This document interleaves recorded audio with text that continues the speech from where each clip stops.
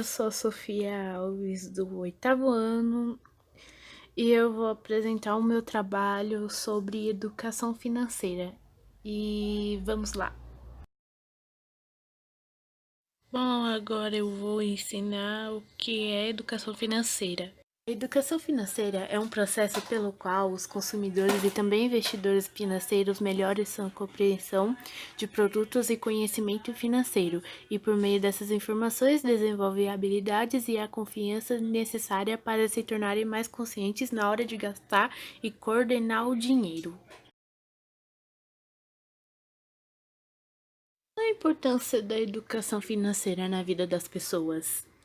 A importância da educação financeira está na gestão de financiamento pessoal. A alfabetização financeira é crucial para ajudar os consumidores a economizar o suficiente para proporcionar renda adequada e na aposentadoria, assim evitando altos níveis de dívida que podem resultar em falência e em execuções de financiamento habitacional. Para finalizar, vamos aprender sobre a economizar. Segundo um estudo feito pelo SPC, Serviço de Proteção ao Crédito, aproximadamente 53% dos brasileiros compram por impulso. Então vamos parar de gastar aí, né? Portanto, para economizar, você precisa fazer essas seguintes perguntas para você mesmo. E vou mostrar uma situação agora. Será que é preciso? Será que é necessário? Será que eu posso realmente pagar por isso? Claro que não, né, minha filha? Vamos economizar dinheiro aí. Se uma das respostas for não, é um indício que você precisa parar de gastar e você não precisa daquilo. E assim eu encerro a nossa aula de hoje. Tchau!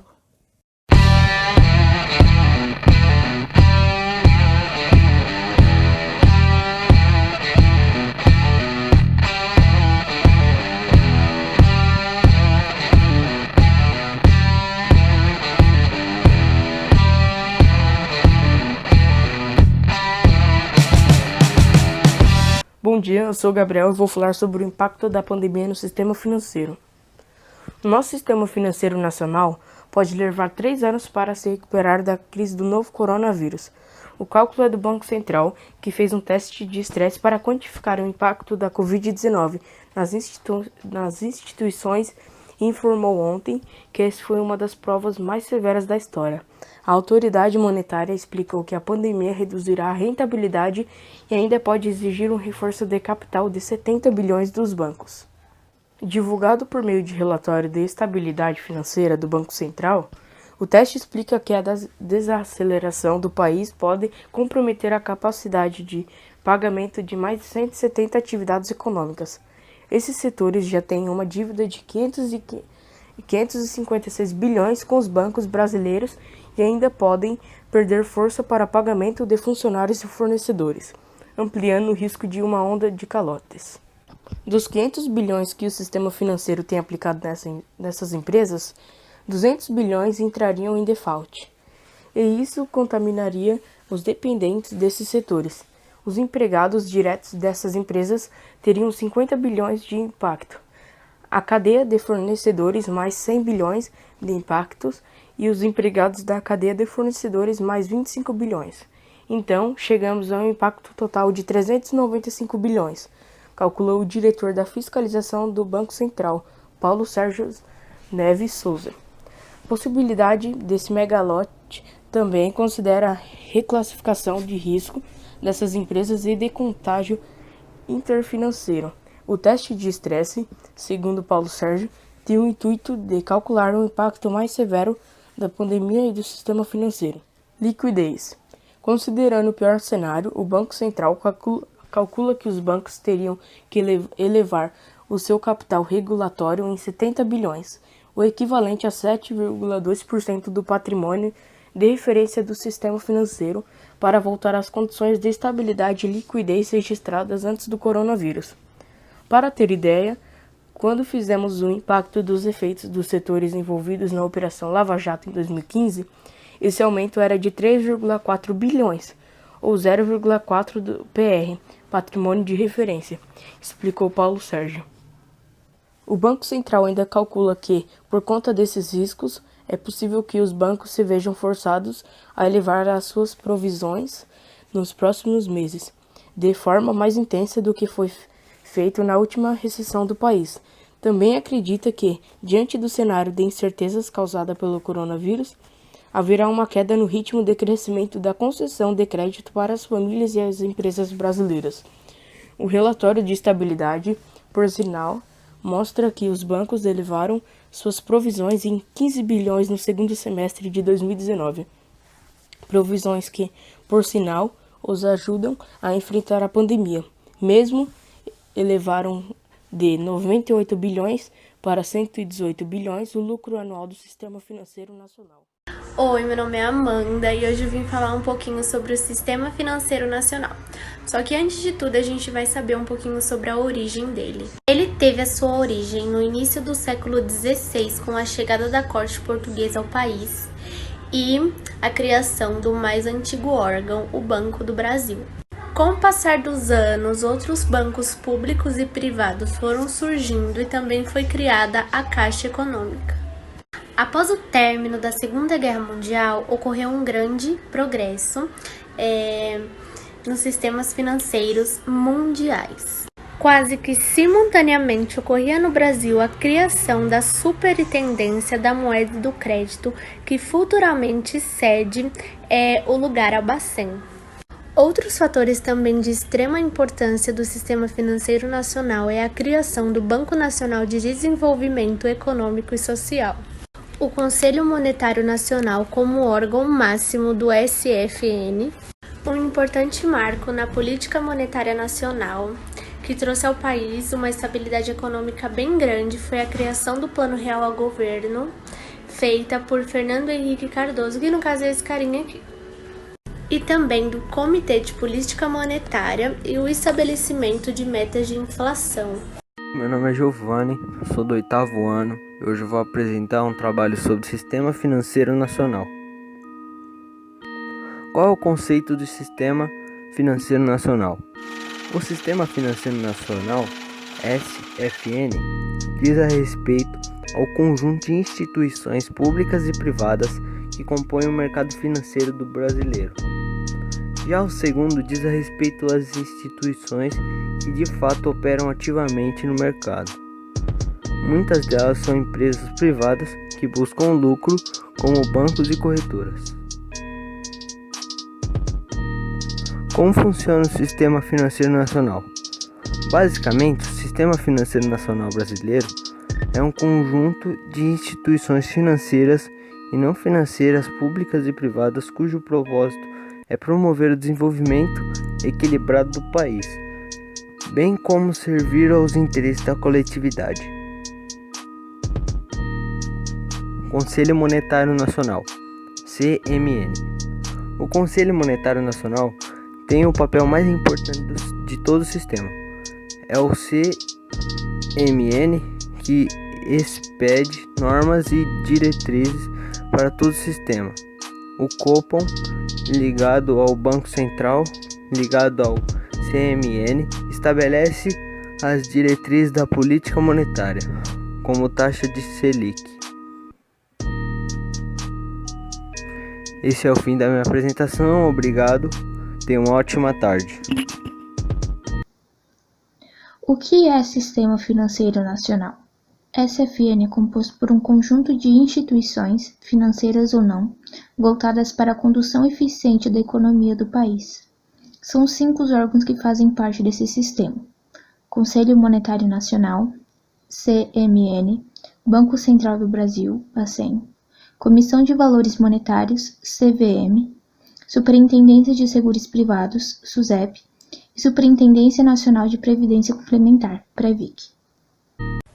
Oi, meu nome é Sofia, eu sou do 8º ano e eu vim falar um pouco sobre o Sistema Financeiro Nacional. Para compreendermos melhor sobre o Sistema Financeiro Nacional, falaremos sobre sua estrutura e suas funções. O Sistema Financeiro Nacional é estruturado de forma a promover o desenvolvimento equilibrado do país e a servir aos interesses da coletividade em todas as partes que os compõem, abrangendo as cooperativas de crédito, será regulado por leis complementares que disporão, inclusive, sobre a participação no capital estrangeiro nas instituições que o integram. Basicamente, o Sistema Financeiro Nacional nada mais é do que um agrupamento de todas as instituições que tornam possível a circulação de moeda no Brasil. O Sistema Financeiro Nacional busca, então, obter a melhor organização possível de toda essa estrutura para que o país possa funcionar de forma eficiente através da regulamentação do Conselho Monetário Nacional, que é seu órgão máximo, e atua regulamentando e fiscalizando essas operações. O Sistema Financeiro Nacional exerce funções de extrema importância para o país, tais como manutenção do desenvolvimento, fiscalização de atividades de crédito, fiscalização de atividades de circulação de moedas, e para cumprir com seu objetivo, o Sistema Financeiro Nacional é bem estruturado. Obrigada por ter assistido.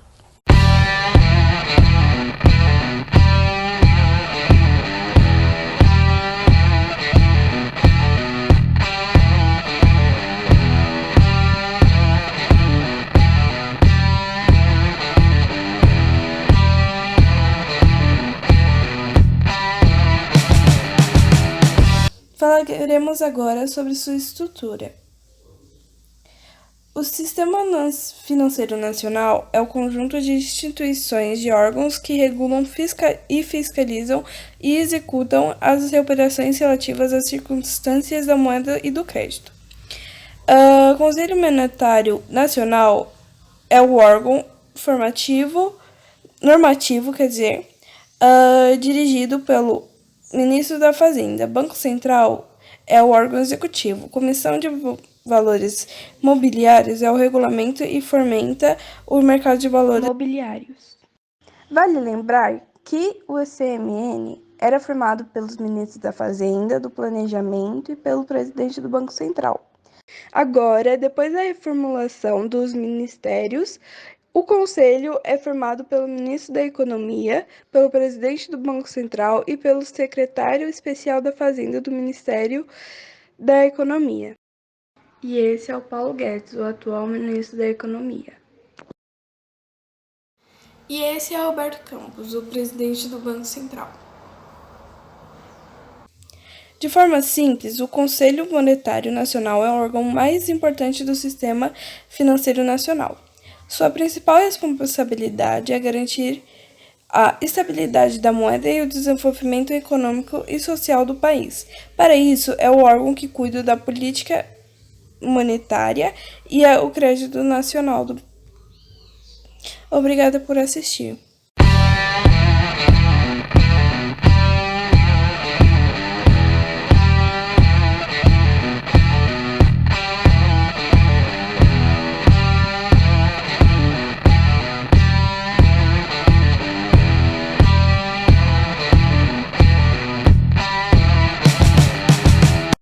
Oi, meu nome é Gabi e hoje eu vou falar sobre a CVM e o Bacen. A CVM, Comissão de Valores Mobiliários, fiscaliza e executa as operações que ocorrem dentro da Bolsa BMF-Bovespa. Suas funções são fiscalizar o mercado de capitais, promover medidas de incentivo e a canalização de investimentos no mercado de capitais, proteger os investidores, implementar diretrizes enviadas pela CMN no mercado de capitais e assegurar a lisura das operações feitas na Bolsa. O Bacen, Banco Central do Brasil, trabalha para manter a instabilidade inflacionária e financeira do país. Suas funções são emitir cédulas e moedas, executar serviços no meio circulante, compensar cheques, comprar e vender títulos públicos federais, realizar o controle de crédito, vigiar a interferência externa e controlar o fluxo de capitais vindos de outros países. Oi, meu nome é Maria Luísa e hoje eu vou falar um pouco sobre o CVM e o Bacen. O que significa e qual é o seu papel? A sigla CVM significa Comissão de Valores Mobiliários. A Comissão de Valores Mobiliários foi criada em 7 de 12 de 1976, pela Lei 6.385/76, com o objetivo de fiscalizar, normatizar, disciplinar e desenvolver o mercado de valores mobiliários no Brasil. O que é a CVM e quais suas atribuições? A CVM é uma autarquia vinculada ao Ministério da Economia, ou seja, é um órgão que tem personalidade jurídica própria e auxilia o executivo de maneira indireta, mas sem subordinação hierárquica. É a autarquia responsável por regulamentar, fiscalizar e até punir ações do mercado de valores mobiliários. Agora eu vou falar sobre o Bacen. O que significa e qual é a sua função? O Bacen é a sigla para Banco Central do Brasil, ou apenas Banco Central. É o órgão máximo que gerencia todas as atividades financeiras em exercício no país, incluindo o número de moedas em circulação no território nacional. Ele é o responsável por controlar e garantir a estabilidade econômica e financeira do país. Qual a importância do Banco Central? A missão do Banco Central do Brasil é garantir a estabilidade de preços e o poder da compra da moeda, bem como fazer com que o sistema financeiro seja eficiente e seguro. Portanto, ele desempenha funções relacionadas à economia, sendo essencial para o desenvolvimento sustentável do Brasil. Obrigado por ter assistido. CVM, Comissão de Valores Mobiliários. Criada em 1976, a CVM tem por definição o objetivo de fiscalizar, normatizar, disciplinar e desenvolver o mercado de valores mobiliários no Brasil. Suas funções são: fiscalizar e assegurar o bom funcionamento das bolsas de valores, proteger os investidores do mercado de qualquer perigo relacionado aos seus investimentos, evitar fraudes ou manipulações que criem qualquer tipo de distorção, garantir o amplo acesso do público às informações sobre negociações e companhias, assegurar que o mercado tenha práticas equitativas, fazer com que a lei da sociedade por ações seja cumprida, efetuar credenciamento e fiscalização de auditores, administradores, agentes e outras provisões correlatas, fiscalizar companhias e fundos, aplicar penalidades em formato de lei caso haja alguma irregularidade, fiscalizar auditores independentes, consultores e analistas. Bacen, Banco Central do Brasil. O Banco Central do Brasil é uma autarquia federal que trabalha para manter a estabilidade inflacionária e financeira do país. Suas principais funções são: emitir cédulas e moedas, executar serviços no meio circulante, fiscalizar, autorizar receber recolhimentos compulsórios, realizar operações de redesconto e estabelecer as condições para o cumprimento de cargos de direção em instituições financeiras, compensar cheques, comprar e vender títulos públicos federais, realizar o controle de crédito e vigiar a interferência externa e controlar o fluxo de capitais vindos de fora do Brasil. Qual a diferença entre o Bacen e a CVM? O Bacen, assim como a CVM, é um órgão supervisor de operações financeiras. Enquanto a CVM fiscaliza fundos de investimento e as bolsas de valores e de mercadorias e futuros, o Banco Central atua com bancos e caixas econômicas, administradoras de consórcios, cooperativas de crédito, corretoras, distribuidoras, instituições de pagamento e demais instituições não bancárias.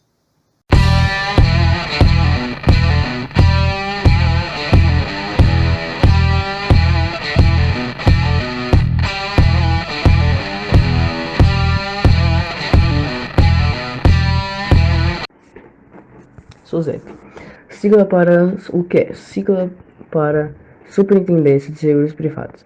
É uma autarquia federal. Foi criada em 1966 por meio de um decreto-lei e está vinculada ao Ministério da Economia.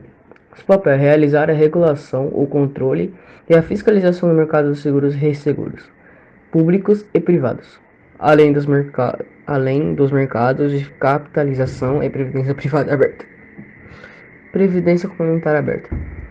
Os planos de previdência oferecidos pelas sociedades seguradoras ou pelas entidades abertas de previdência complementar são planos de benefícios de caráter previdenciário e têm por objetivo complementar os benefícios oferecidos pelo regime geral de previdência social.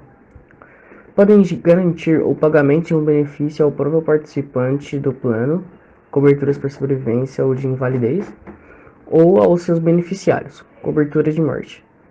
Como exemplos de plano de previdência temos PGBL, objetivo de pagar uma renda por sobrevivência ao próprio participante de uma forma complementar à aposentadoria oferecida pelo regime geral de previdência social.